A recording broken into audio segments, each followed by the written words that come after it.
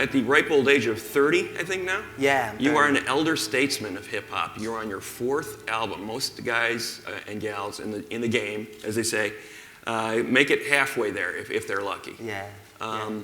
So the longevity is one thing. And even before that, first album came out in 2006. You had been, experimenting with different styles, figuring out how to do it. What strikes me as really amazing about that first record, which you are referencing on this latest record, Food and Liquor, with Lupe Fiasco's Food and Liquor, a landmark album in 2006, fully formed artist. I mean, that's still the standard, I think, that a lot of people hold up for you. Yeah. You came out of the gate, this guy's got something on the ball. Now, just briefly, if you can explain, how do you get to that stage with that first record? Because it didn't feel like a first attempt. Oh, that was the culmination of maybe that's 2006. I got my first record deal in 2000, and it kind of aborted itself. I got my second record deal in 2003, and that was another aborted process. And prior to that, it was the underground, crucible, creating the artist and the ups and downs and the test kitchens and the failed recipes and putting all of the things together to become an artist, so to speak. So high school talent shows, everything in between.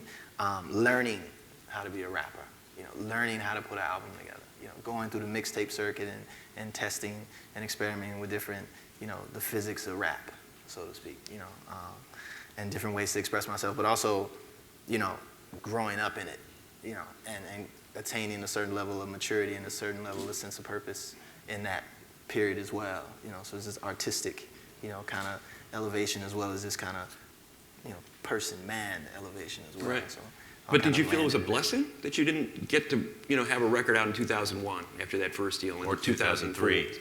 No, they were all upsetting. It wasn't, there were upsets. It was definitely, because you feel, I guess it's what you spoke of before as far as longevity, you definitely feel that there's a clock on rappers, and if you don't make it by a certain time, then you become obsolete.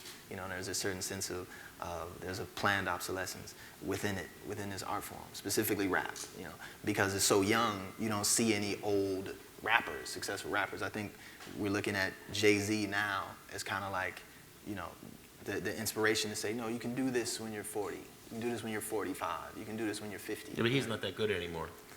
You know it, man. You know it. I will not get into that one there. Chuck D is still bringing it, though. Chuck D still makes great albums.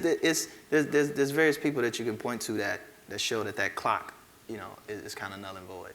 But like I said, it's still a young art form, so it's still kind of like, I got to do it now. I got to do it now, or nobody will take me seriously when I'm 35.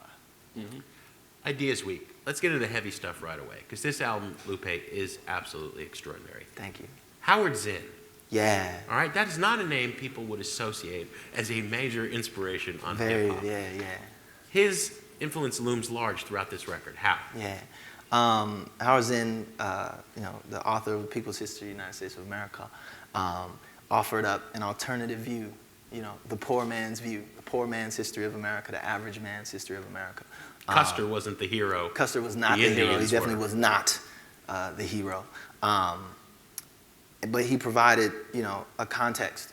He provided I always said that, living in the hood, living in the ghetto, what would have killed me was if I had not known that downtown existed, that you can get out, so to speak, that you can go into other places.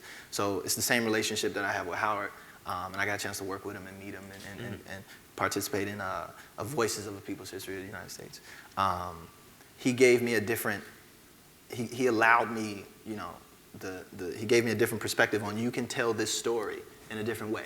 And it's just as credible, and it's just as real, it's just as factual, it's just as philosophical, it's just as deep as the standardized way, as the more practiced, academically accepted way. And also because of that, he got beat up for it. He took a couple ass whoopings by the press, by the government, by various amounts of people. Only later in his life he became accepted. it became a part of the norm. And we're still fighting now we're literally fighting to get, his book taught in schools, to give so kids can have that, that alternative perspective as well. So just in his life, in his works, it became a source of inspiration for this particular record, Great American Rap. Well, he wasn't taught in schools. He still isn't, as far as I know. So how did you come to him?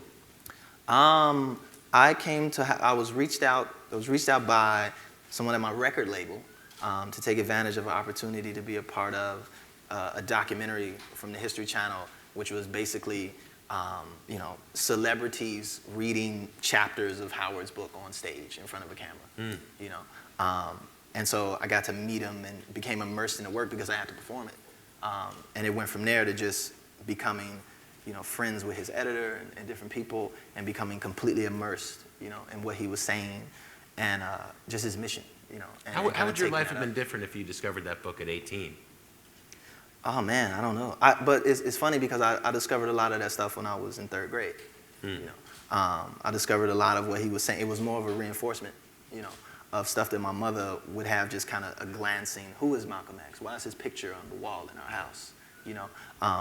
Why do I live in the ghetto? Why don't I live in Northbrook? Where we have no stores except the food and liquor on the corner. Indeed. So Howard gave me a understanding at 26, 27 of why that is, and a chain of events and points in history of why I, a black man in America, was born in the ghetto on the west side of Chicago. Well, this album takes the macro view. Unlike a lot of pop music, where it's kind of about today, what's going on today, and not that your album doesn't, but it definitely seems to take a wider viewpoint in the Zen tradition of how did we get here. Indeed.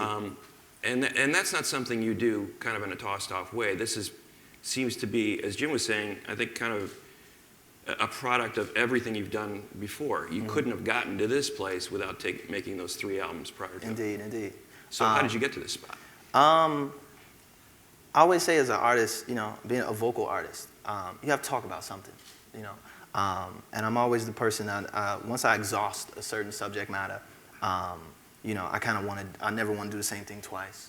But what happens is, as I look back at the records and I look back at the arc of my career, it all seems, it's less about, one moment and then that's it. It's more just a continuous process, So I'm kind of, in the midst of, these 4 albums, to me, they're all the same. It's one long, continuous project. There is no separation, and it's just becoming better, or becoming a better artist, or becoming, how do I tell this story better, But the kid in Food and Liquor 1, the first record, is very much about that street corner. You're talking about your neighborhood and your upbringing, and now you're talking about making Star Wars jokes and rapping about skateboarding. Indeed. But this is a much broader context here, where we're talking about American history in a Zen-like manner. Well, I got to travel. That was one of the other parts of being a musician, a touring musician, is you travel and you see America and you see the rest of the world. So I've been everywhere except South America and mainland Asia. And in that process of seeing America in all these different formats and forces, the definition of America kept changing as I would go to a different city. And it didn't fit the mold that I was told that this is, the land of the free and the home of the brave and the beautiful this and the beautiful that. I was like, no, there's some very ugly things here. I never knew about Pine Ridge. What is Pine Ridge, South Dakota? What is Camden, New Jersey? Why does that look like this? How is this? How do we live? If our country is so rich and so beautiful and so powerful, why do we possess one of the poorest places in the Western Hemisphere with a poverty rate and an infant mortality rate second only to Haiti? And to discover that, I was like, oh, that's America too. Jesus Christ. I need to make a song about that, in this process. So it's taking the lessons that I learned from Howard and kind of, trying to mimic some of that bravery, and mimic some of that, I call it Baldwinian rudeness. James Baldwin was a big force in this as well, to capture some of that rudeness and the truth. And you're getting stick for it because they're, the pushback on this record is, don't preach to us, Kanye. Don't preach to us. And never they're talking seen the about, use- you're turning into Kanye and you're telling us how to. No. I was scanning all the reviews. I've never seen rock critics use the word hectoring more. You Yeah. apparently now are a hectorer. Yeah, I don't know what that means. I don't know what that fucking means either. So You're they- like an easy dude to talk to. I ain't feeling Yeah, I hectored. don't know. I didn't know what I didn't know what mansplaining was either. I didn't know what that meant. I've definitely seen critics go deep into the Those goddamn critics, man, they so suck. Yeah, you guys. Yeah. But in the same way that Kanye West took the stand on certain things and got written off, and similar things are happening here in terms of how do you address that? You're scolding us, you're finger pointing, you're preachy. Yeah. Well, I always say this, and you have to develop these answers over time because sometimes you don't know, honestly, as an artist, because it's new. It's the first time I've heard hectoring. Yeah. Understand what it was. But, in me kind of thinking about that, Malcolm X was a preacher. Martin Luther King was a preacher. Jesus was a preacher.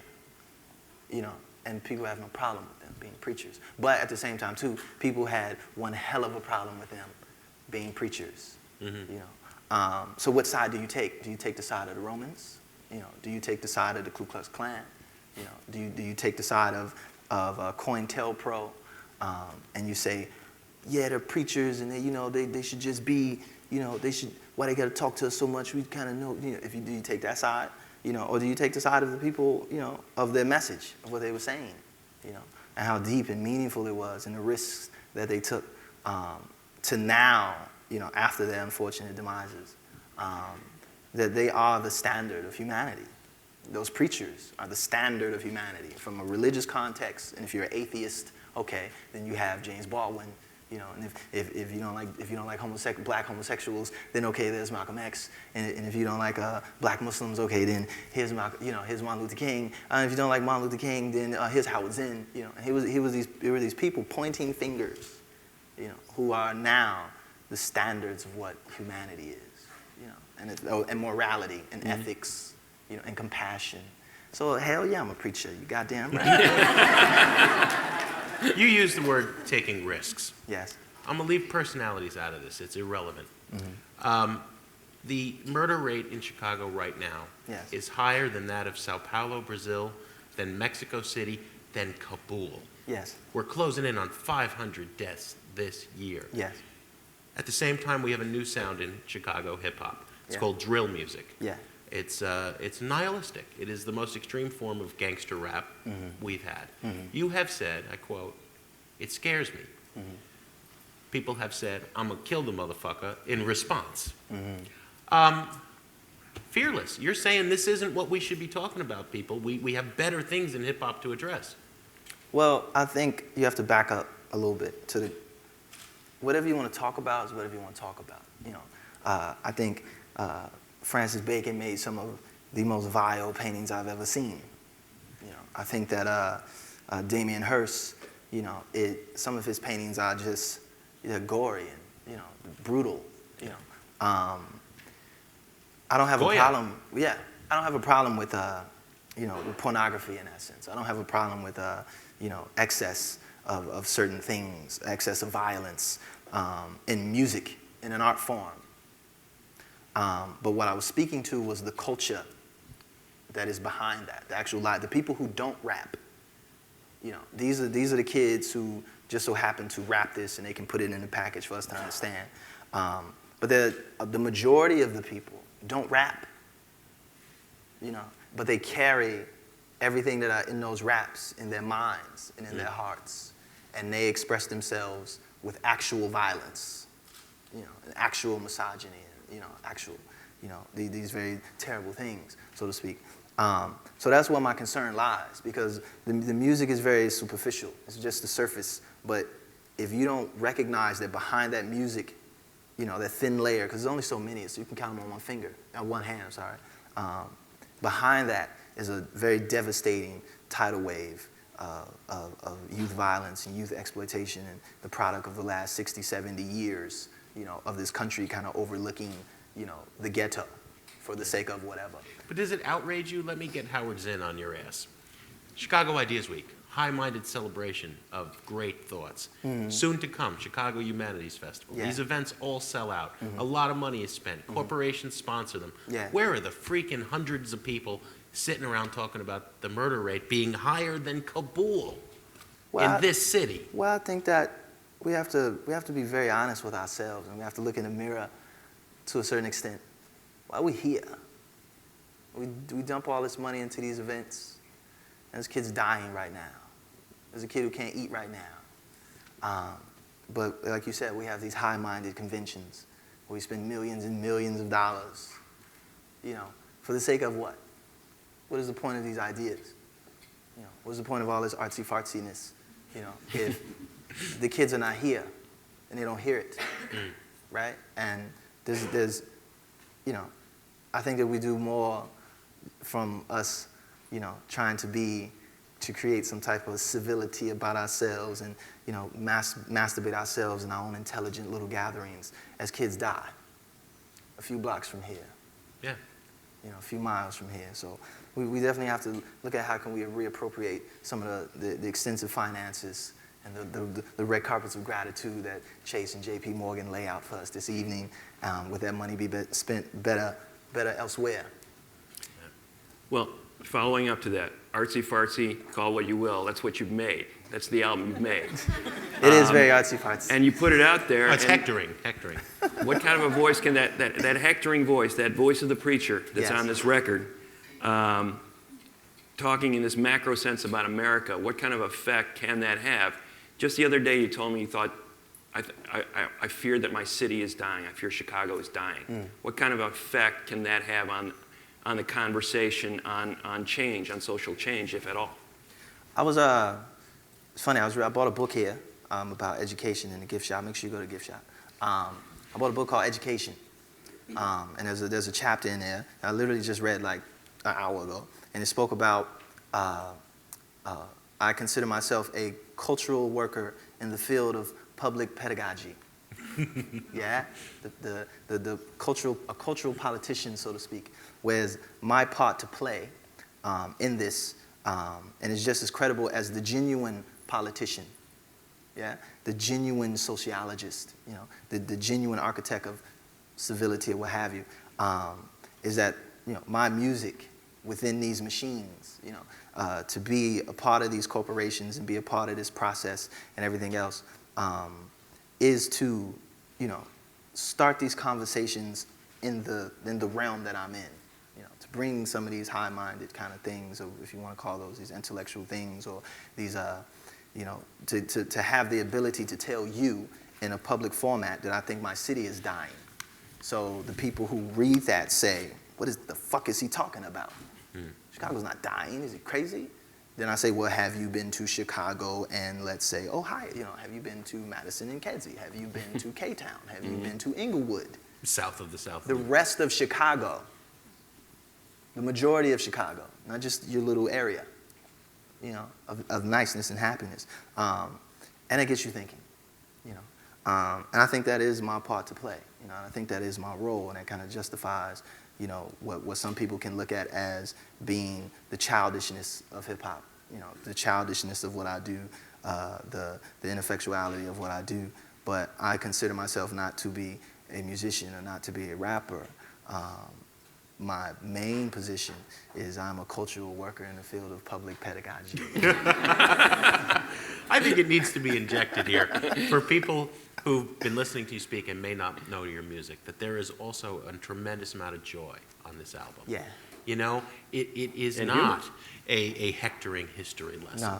No. There are jokes. You leaven everything with humor. Yeah. It's not a drag. It's not a lecture at school. No.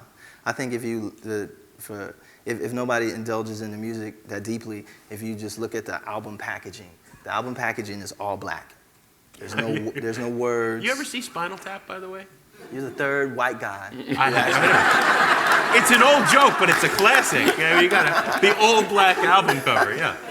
So there's no packaging, there's no words, there's no images. The only thing that is actual in the packaging of the entire album is what I legally had to put there. So the FBI warning, the parental advisory sticker, et cetera, et cetera. But there's no words, anything else. And people say, oh, that's so dark and somber, and it relates to, you know, the darkness of America. And it's like, no, no, no, no, no. That could be one interpretation. I don't want to, you know, belittle your interpretation. But for me, it's my first memories. I remember way back when I was still in the womb, and everything was black. I had no context. I didn't know where I was, but I had no fear of not knowing where I was. It was a known unknown, so to speak. And it was the most beautiful time in my existence. You know, this all blackness, you know, and that is why that is there. So from the Well, and there's that part in the autobiography of Malcolm X where he riffs on the meanings of the word black that Spike Lee brought to life in the movie, Indeed. too. You know, he said, why has black become bad? Black is beautiful, black right? is very beautiful. Well, now that we've emerged from the amniotic fluid, we got 27, 26 seconds, unfortunately. This conversation could go all night. But every 6 months, and sometimes you kind of raise these rumors yourself. I'm retiring. I'm getting out of here. Yeah. I can't take this anymore. Yeah, And for a while there over the summer when things were getting really heated, I really felt, because I don't know if you follow this man on Twitter, but it's an education in itself. Very transparent, very emotional, very honest. It felt like you were talk about some dark days. Yeah. You've quit more times than Jordan, man. Well, you know. So what's going on? What's the truth about that? Yeah, I am. From the commercial space, and moving more into the artistic space. Hence why I bought that book, you know, to study and try and understand how to progress this art form truly as an art and less as a commercial exploit and more of a cultural, you know, kind of thing, a cultural institution. So that's what I'm pursuing, you know, and right now we're trying to build, me and a few of the fellow masters of the craft of this rap thing, are in works now to put together a guild, you know, an artist guild, for the sake of the art, just for the sake of art. You know, so that is I think that's what I'm leaning to. Wow. You know? Nothing like small plans. Well, you know, Man. you know, I try and be ambitious as I possibly can be, but I will, you know, I'm definitely retiring from the commercial space after my, you know, I have 2 albums after this one, the part 2 of Food and Liquor 2, and my final commercial exploit, Skulls. And then I'm off into artsy-fartsy land. Oh, man. I'll believe it when I see it. Thank you, Lupe Fiasco.